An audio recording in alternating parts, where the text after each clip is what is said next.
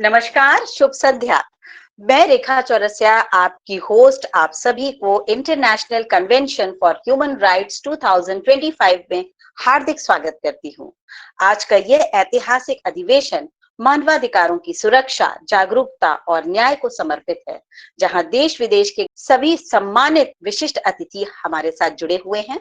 सर्वप्रथम संक्षेप में human rights protection cell HRPC का परिचय देना चाहूंगी। HRPC एक राष्ट्रीय संस्था है।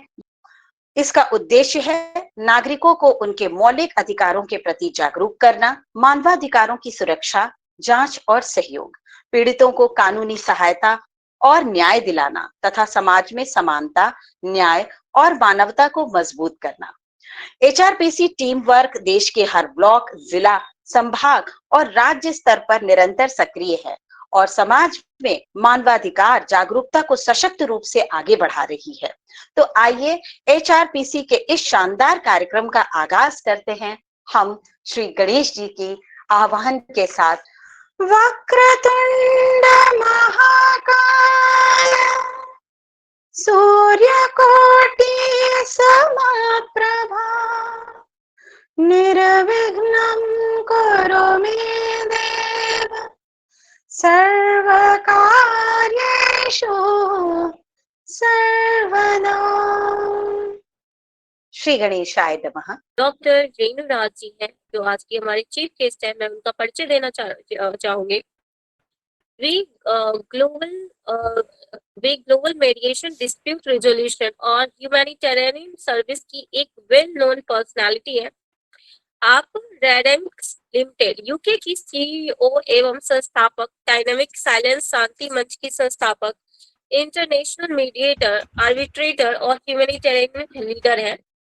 आपके हाउस ऑफ कॉमन्स लंदन में रेडिंग्स लॉन्च कर कानूनी सेवाओं को डिजिटल और वैश्विक रूप दिया, जिससे कोई भी व्यक्ति दुनिया के किसी भी कोने से एक क्लिक में कानूनी सहायता प्राप्त कर सकता है।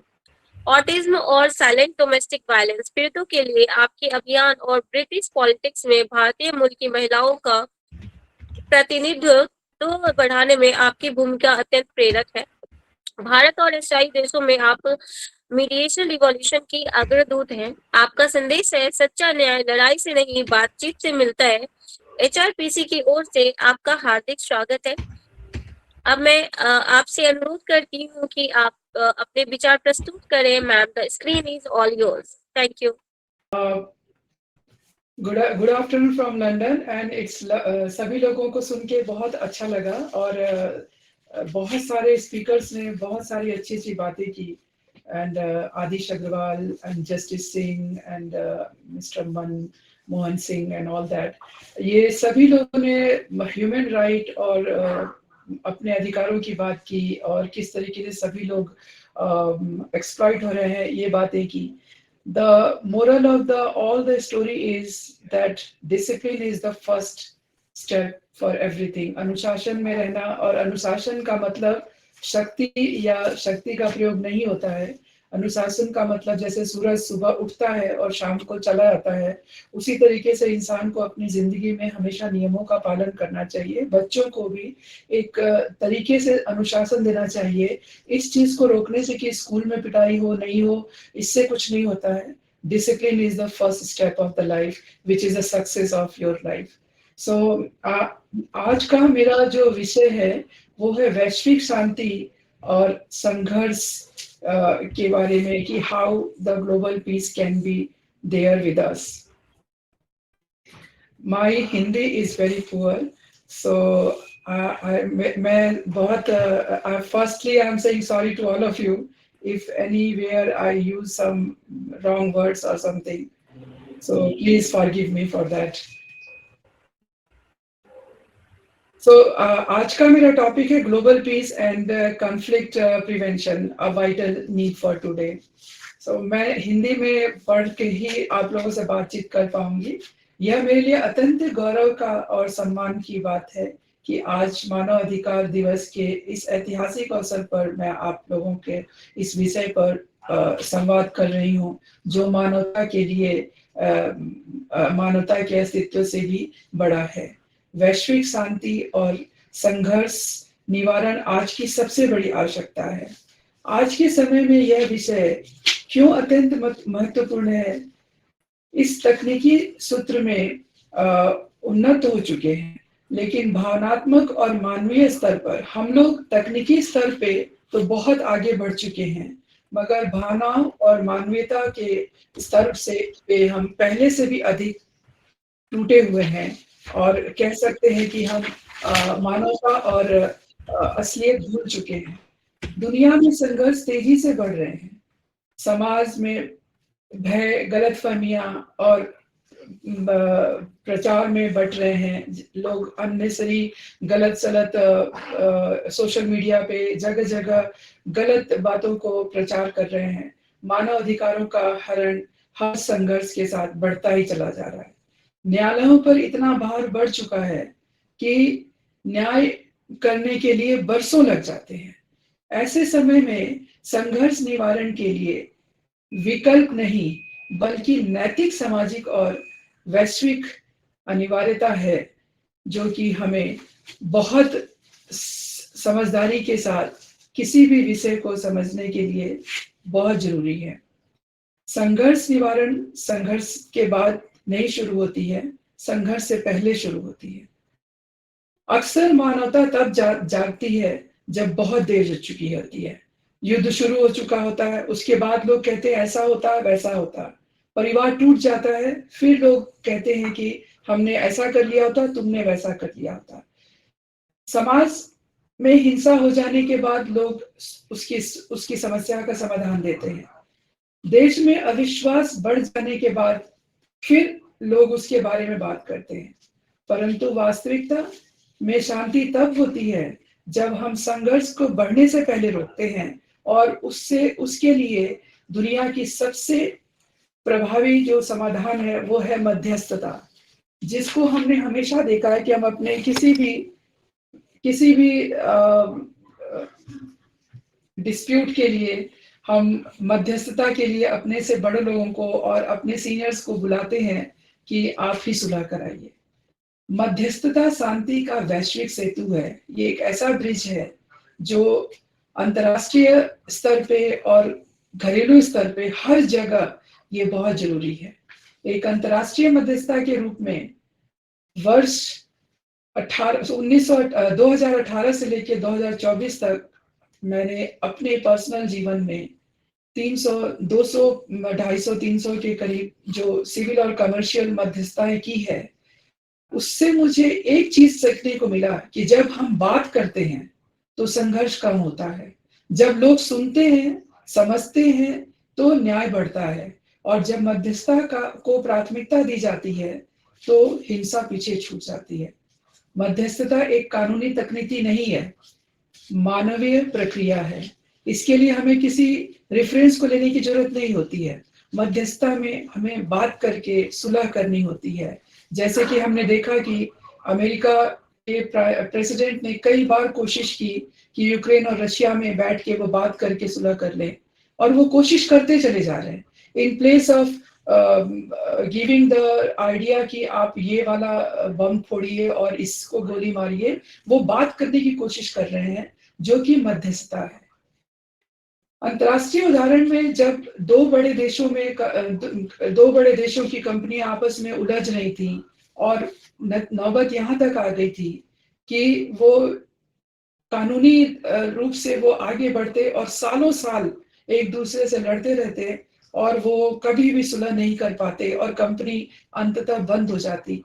ऐसी सूरत में हमने एक ऐसी उनको मध्यस्थता दी जिससे कि दोनों कंपनियां अंतर्राष्ट्रीय स्तर पे अब सुलह करके और कंपनियां अच्छे से चल रही हैं।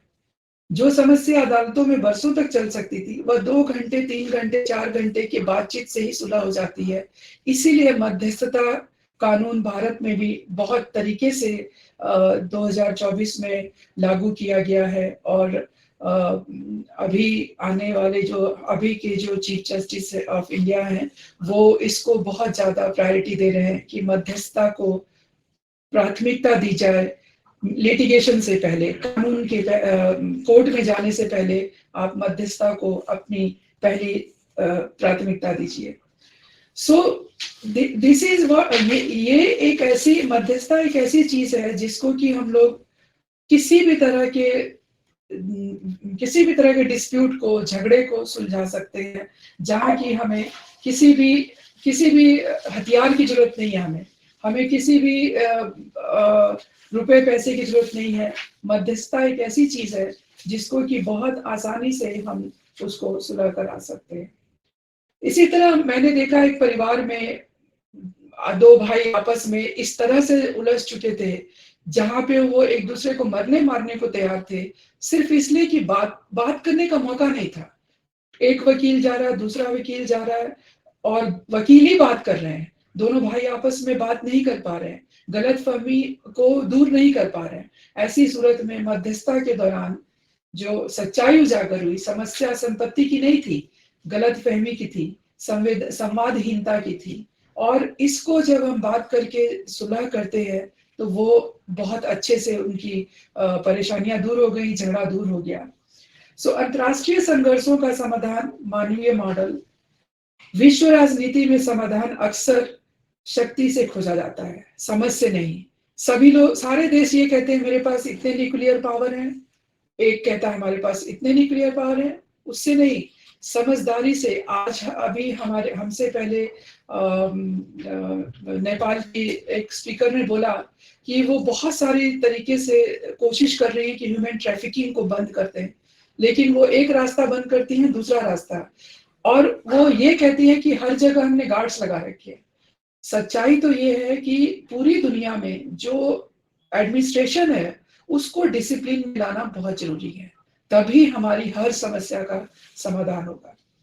अंतरराष्ट्रीय संघर्षों में हमने ये देखा है कि विश्व राजनीति का समाधान अक्सर शक्ति से खोजा आता है, लेकिन भविष्य में आवश्यकता जो होती है वो सांस्कृतिक मध्यस्थता, भावनात्मक मध्यस्थता, भूमि भाषा मध्यस्थता। यानी जिस भाषा में, अगर हमने भारत की एक न्यूज सुनी थी जहां पे लोग भाषा को लेके झगड़ा कर रहे थे, भाषा को लेके झगड़ा ना करें, मानवता को सोचें, और मानव केंद्रित मध्यस्थता।